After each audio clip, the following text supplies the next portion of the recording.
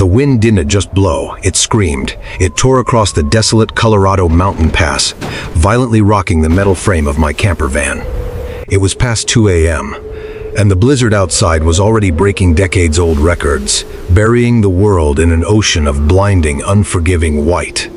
I sat huddled on the edge of my narrow, unmade bed, wrapped tightly in 2 heavy sleeping bags, watching my breath materialize into thick, icy clouds in the oppressive darkness. Then the sound I had been dreading all night finally came, a violent shudder from the diesel heater beneath the floorboards, a pathetic, sputtering cough. And then dead silence. The heater had completely died. I pulled my freezing hands out of my pockets and tapped the digital thermometer on the wooden paneled wall. The temperature inside the tight, claustrophobic space of the camper was already plummeting, racing dangerously toward the freezing point.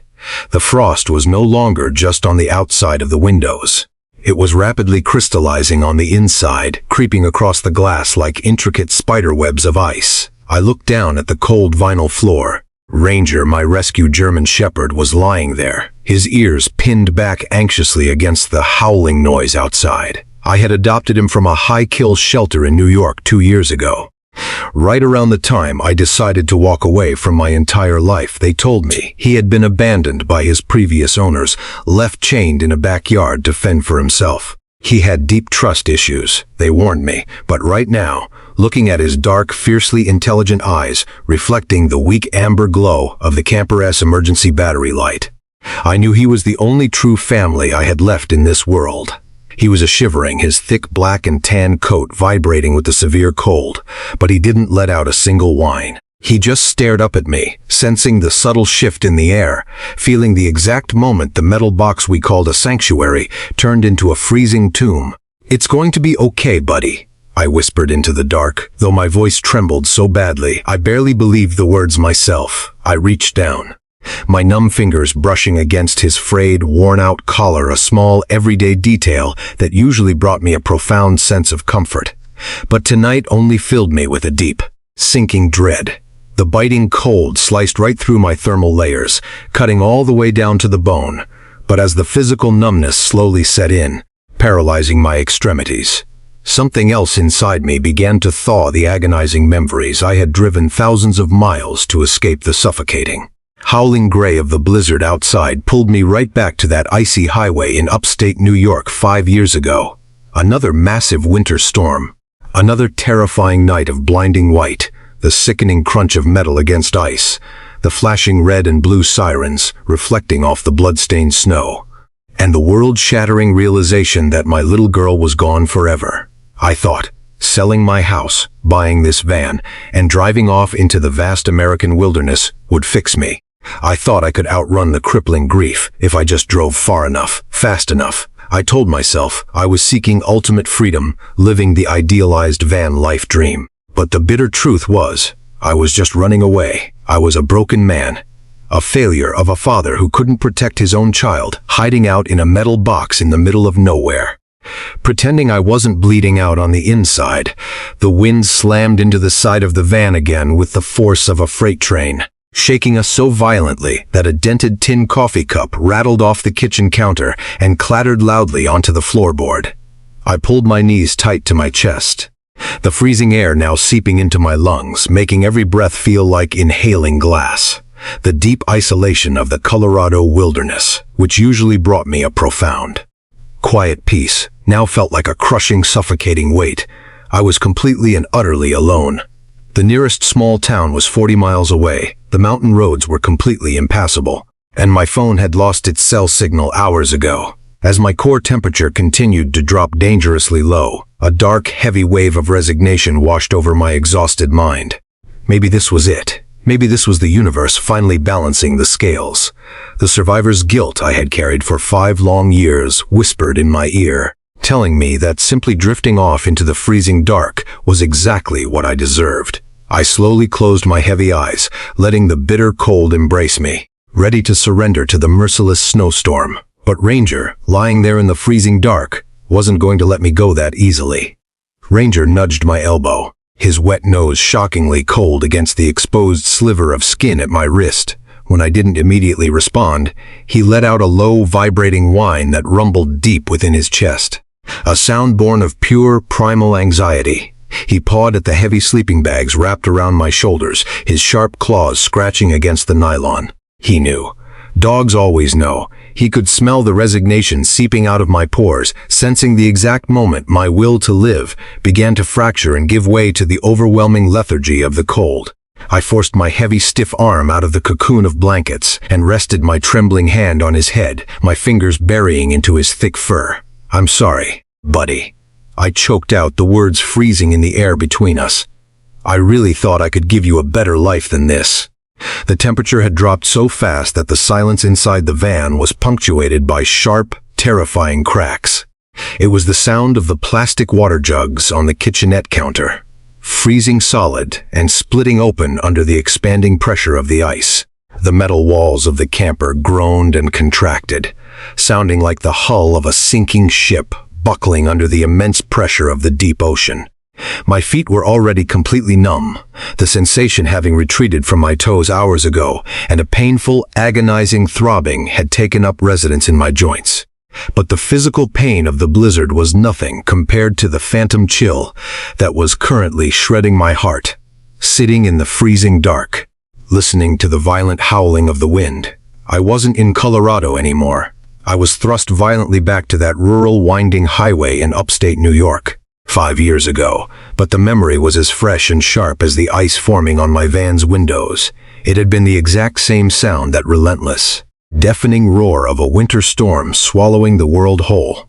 I could still feel the artificial heat blasting from the vents of my old SUV. I could still hear Maya's sweet, innocent laughter bubbling up from the back seat as she played with her stuffed bear, completely oblivious to the treacherous road conditions outside. I had looked back in the rearview mirror just for a split second to smile at her. That was all it took. 1 second of diverted attention, a patch of hidden black ice, the sudden stomach-dropping loss of traction, the sickening screech of tires fighting a losing battle against physics. Then, the world flipping violently upside down, the shattering of glass, and finally the horrific, deafening silence that followed. I had walked away from the crushed metal frame with nothing but a broken collarbone and a few scratches. Maya never woke up. The grief that followed wasn't just a heavy emotion. It was a physical entity that moved into my house, ate at my table, and slept in my bed. It slowly poisoned my marriage, turning our home into a graveyard of unspoken resentments and unbearable memories, until the divorce papers felt more like a death certificate. I thought leaving the city would fix me. I really did. I sold the empty suburban house, drained my meager savings, bought this second-hand camper van, and adopted Ranger, thinking that living completely off the grid would somehow reboot my soul. The internet sells you this beautiful, heavily filtered lie about van life, waking up to golden sunsets in the desert, finding ultimate freedom on the open road, escaping the mundane rat race. They never tell you about the nights you are trapped in a freezing metal tin in the middle of nowhere, forced to sit in absolute darkness with the ghosts you tried to leave behind. The bitter truth was, this van wasn't a getaway vehicle. It was a mobile solitary confinement cell I had built for myself to serve out my life sentence. Freedom? There was no freedom, because pain travels with you. It sits shotgun on every lonely highway. My breathing became incredibly shallow. The violent shivering that had racked my body for the last hour suddenly began to subside, replaced by a strange, creeping sense of warmth. That was the most terrifying part of hypothermia, the moment your brain stops fighting and starts tricking you into thinking everything is fine. My eyelids felt like they were made of solid lead. The howling wind outside started to sound like a distant, soothing lullaby. I let my head fall back against the frosted wooden paneling, the darkness welcoming me like an old, forgiving friend. "Just a few minutes," I whispered, to the empty air, my voice slurring heavily as the deadly drowsiness pulled me under. "Just going to sleep for a few minutes." I felt Ranger's heavy paws slam onto my chest, but he felt a million miles away. The physical blow of Ranger's heavy front paws slamming into my chest knocked the last bit of shallow breath from my lungs. It was a sharp, sudden burst of pain that briefly pierced through the intoxicating, thick fog of hypothermia pulling me under. I groaned weakly, trying to swat him away. my arms feeling like they were submerged in wet concrete. I just wanted to sleep. That was all I wanted. The creeping warmth had felt so incredibly peaceful. A silent release from the years of agonizing guilt and exhaustion. But Ranger was having none of it. He let out a bark that was entirely unlike his usual deep, protective warning. This was high-pitched, frantic, and laced with absolute terror. It was the sound of a creature desperately fighting for its pack. His rough sandpaper tongue began dragging frantically across my freezing cheeks, my forehead, my nose. He licked with a manic energy, trying to stimulate the blood flow in my deadened skin. His warm breath hit my face in rapid panicked puffs, smelling of dry kibble and metallic fear. "Stop, Ranger? Stop," I mumbled incoherently, the words slurring into a messy string of vowels. I turned my head away, trying to sink back into the seductive freezing dark. "Let me go, buddy. Just let me sleep." Instead of backing off, Ranger escalated. He began to dig. His thick claws tore at the heavy nylon of my sleeping bag, scratching violently as if he were trying to unearth me from an avalanche. The van shuddered as another massive gust of wind broadsided us, the temperature inside now dropping well below zero, the air so bitterly cold it burned the inside of my nostrils with every breath. The frost on the windows had thickened into a solid, opaque wall of white ice, sealing us inside this freezing metal coffin. I felt my heart rate slowing down. The rhythmic drumming in my chest was turning into a sluggish, unsteady flutter. My brain was shutting down, cutting off the power supply to the non-essential systems. The memories of my daughter Maya, which had been so sharp just moments ago, began to blur and fade into a wash of blinding white light. The darkness was closing in from the edges of my vision. I was slipping over the edge, falling into the terrifyingly peaceful abyss. Then I felt a massive, crushing weight collapse directly on top of me. Ranger didn't just lie down next to me. He threw his entire 90-pound body squarely across my chest and torso. He flattened himself out completely, wrapping his long front legs across my shoulders, pinning me beneath him. He tucked his head right under my chin, pressing his warm, beating throat directly against my freezing carotid artery. He was turning himself into a living, breathing, thermal blanket. At first, the sheer weight of him made it even harder to breathe. But then, a terrifyingly painful sensation began to bloom across my chest. It was the feeling of life violently clashing with freezing flesh. As his intense body heat began to slowly penetrate the layers of my sleeping bag and my thermal shirt, a million invisible needles started stabbing into my skin. The blood vessels, which had constricted to preserve my core temperature, were suddenly being forced open. It was agonizing, I gasped, my eyes flying open in the pitch-black darkness, the sudden surge of pain violently ripping me out of my hypothermic stupor. "Ranger," I gasped. The sound ragged and raw, he didn't move an inch. He just pressed down harder, letting out a low, continuous rumble deep in his chest, a sound that vibrated directly through my ribs and into my own failing heart. I could feel the rapid, steady thumping of his heart against mine. Thump, thump, thump, thump.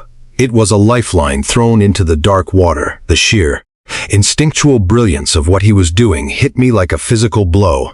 This dog, who had been chained to a fence, beaten, and thrown away by humans, was now risking his own core temperature, actively draining his own life force to keep me from freezing to death. He was shivering violently now, his entire muscular frame vibrating with the brutal cold, but he refused to abandon his post. Tears, hot and fast, suddenly pricked the corners of my eyes, instantly freezing against my temples. For 5 years, I had convinced myself that I deserved to die on a cold, icy road, just like Maya had. I had believed that my life held zero value, that I was nothing more than a hollow shell waiting for the end. But lying there, pinned beneath the desperate, unwavering love of a rescue dog, a tiny, fragile spark of something else ignited deep within my chest. The will to live. I forced my trembling, stiff arms out from under the heavy sleeping bag, the freezing air biting viciously at my exposed skin. With agonizing slowness, I wrapped my arms around Ranger's thick, furry torso, pulling him even tighter against me. I buried my freezing face into the warm crook of his neck, inhaling the deep, earthy scent of him. "I'm here," I choked out, my voice cracking with a sob that finally tore its way out of my throat, shattering the silence of the van. "I'm here, buddy. I'm not going anywhere. Outside, the Colorado blizzard continued to scream and rage, violently battering the thin metal walls of the van, trying its hardest to claim us both. But inside, beneath the heavy, shivering weight of my best friend, my heart finally began to beat in time with his, fighting back against the dying of the light. The screaming wind didn't stop all at once. It was a slow, exhausted surrender, the violent roaring gradually fading into a hollow, haunting whistle before finally giving way to an absolute, profound silence. I didn't open my eyes immediately. I just lay there in the bitter cold, acutely aware of two distinct things: the agonizing, burning sensation of blood slowly forcing its way back into my half-frozen extremities, and the heavy, rhythmic rise and fall of the 90-pound German Shepherd still draped firmly across my chest when I finally managed to peel my heavy eyelids open. The interior of the camper van was unrecognizable. We were encased in a solid tomb of ice. The windows were completely opaque, covered in thick, crystalline fractal patterns. But breaking through that frozen barrier was the most beautiful thing I had ever seen in my 40 years of life. The soft, blinding gold of the Colorado morning sun. The light hit the frost and scattered across the tiny cabin like a million tiny diamonds. Ranger let out a long, shuddering sigh, his warm breath plumbing in the freezing air. He lifted his massive head, his ears perking up as he looked down at me. His dark eyes were tired, his muzzle covered in a thin layer of white frost from his own breath. But as I managed a weak, trembling smile, his tail began to thump rhythmically against the mattress.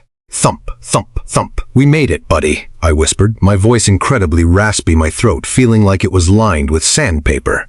"You did it. You saved us." I slowly pushed the heavy sleeping bags aside, every joint in my body screaming in protest. The cold was still biting, but the lethal, suffocating edge of the hypothermia had passed. I wrapped my arms around Ranger's neck, burying my face into his thick fur one more time, letting the tears I had held back for 5 long years finally fall. They were hot against my freezing skin, washing away the heavy layers of guilt, anger, and unbearable sorrow that I had carried across thousands of miles of empty American highways. With a monumental effort, I crawled out of the bed and stumbled toward the front of the van. The steering wheel was icy to the touch. I put the key in the ignition, my hands shaking violently. I held my breath and turned it. The diesel engine sputtered, choked, and for a terrifying second I thought it was completely dead. But then, with a loud, aggressive roar, it roared to life. I cranked the dashboard heater to the absolute maximum. Within minutes, thick, beautiful waves of hot air began blasting from the vents, melting the ice on the inside of the windshield and turning it into small rivers of condensation. I slumped back into the driver's seat, closing my eyes and just letting the glorious artificial heat wash over my shivering body.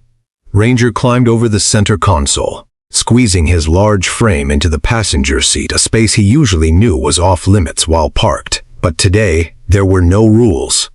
He curled up into a tight ball directly in front of the heat vent, letting out a deep groan of absolute contentment. I reached into the overhead cabinet, my fingers clumsy and stiff, and pulled out the portable butane stove. I didn't care about making a proper breakfast. I just needed to feel something normal. The sharp hiss of the blue flame igniting, the smell of cheap dark roast coffee brewing in the battered percolator, the satisfying rattle of premium dog kibble hitting Ranger's stainless steel bowl. These small, mundane sounds suddenly felt incredibly sacred. They were the sounds of survival. They were the sounds of life continuing. As I sat there sipping the scalding black coffee, looking out through the slowly melting windshield at the majestic, snow-draped peaks of the Rockies, something fundamental shifted inside my chest. For years, I had believed that outrunning my past was the only way to survive it. I thought isolation was the cure for a broken heart. But looking over at Ranger, who was now happily crunching on his breakfast, I realized the bitter truth. Maya wouldn't have wanted me to die out here in a frozen metal box, consumed by guilt. She would have wanted me to live. She would have wanted me to watch the sunrise. This rescue dog, battered and abandoned by the world, hadn't just used his body heat to save my physical life last night. He had violently shattered the icy wall I had built around my own soul. He showed me that even after the worst storms there is still warmth to be found, still a reason to fiercely hold on. People always stop us at gas stations and trailheads to ask about him. They pat his head, look at me with warm smiles, and tell me how wonderful it is that I rescued a dog with such a tough past. I always just smile and nod.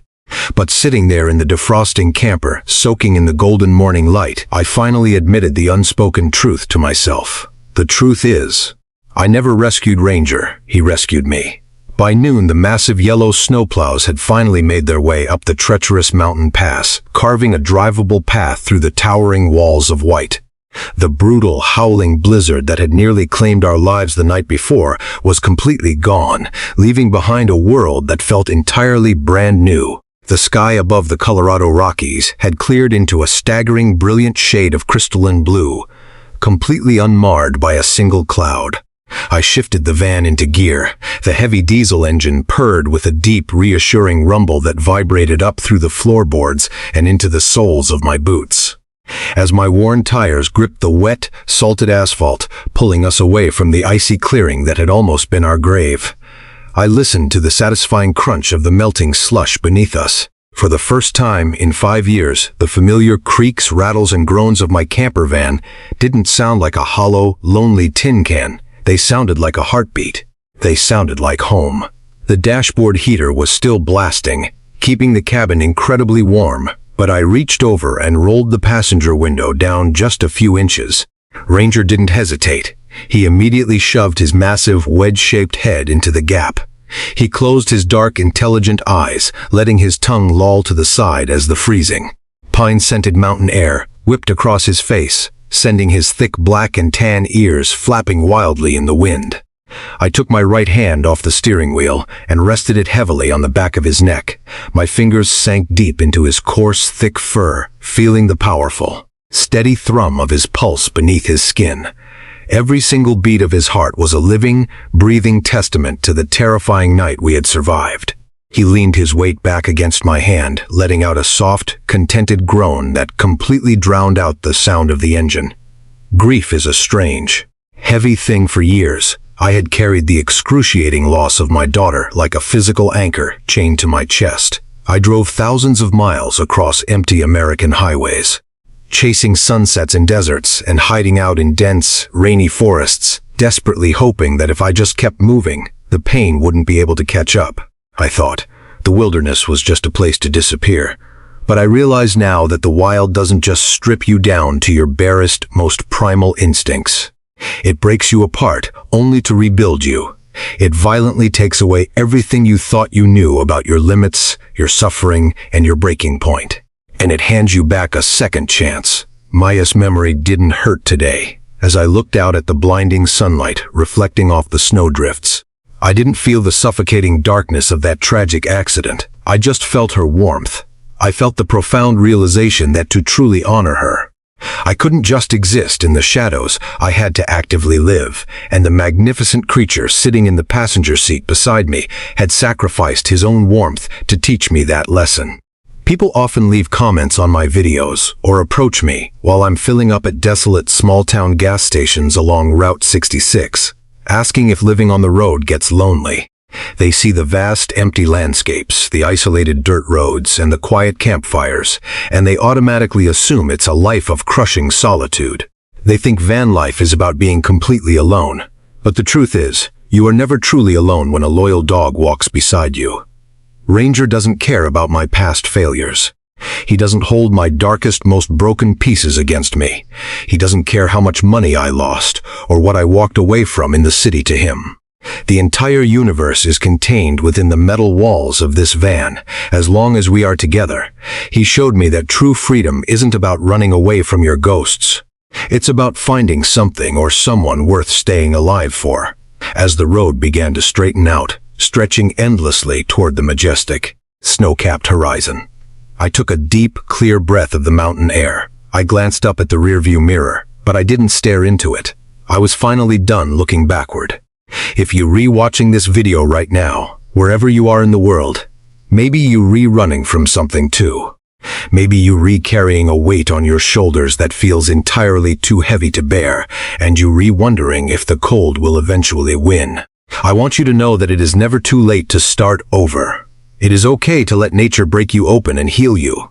And if you haven't yet, maybe it's time to find a four-legged friend to help you carry that immense load. Has a dog ever completely changed the trajectory of your life? Has an animal ever pulled you out of the terrifying dark when you honestly thought you couldn't go on for another second? I want to know. Tell me your story down in the comments below. I read every single one of them when I'm sitting by the campfire at night. If you want to keep riding shotgun with me and Ranger on this journey toward healing, hit that subscribe button. We've got a lot more road ahead of us and a lot more wild places to explore. Until next time, take care of yourselves. Hug your dogs a little tighter tonight and keep looking for the light.